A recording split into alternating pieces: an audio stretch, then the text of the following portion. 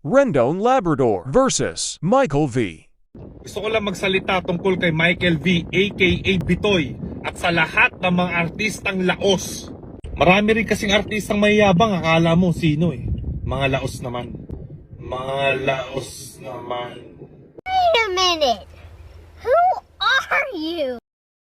Laos na raw, matanda na raw, hindi na raw uso ang mga pasigaw-sigaw kasi nga old school, hindi na raw cool. Pag bumirit ng tulak, kinakampos nangangasul ang mukha. Lampa, laging nadadapa, laging nangangapa, hindi makahinga kasi tumataba o siya. Sige na nga, basta alam ko lang kami pa rin ang nauna.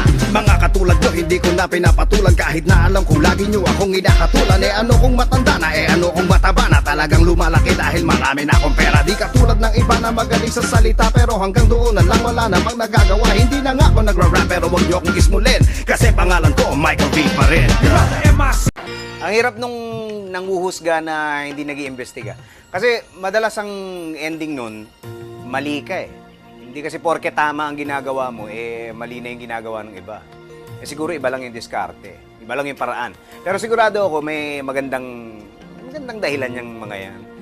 Wala pa akong nakilalang walang kapintasan. Pero wala pa rin akong nakilalang kahit sino na wala kahit isang magandang katangian.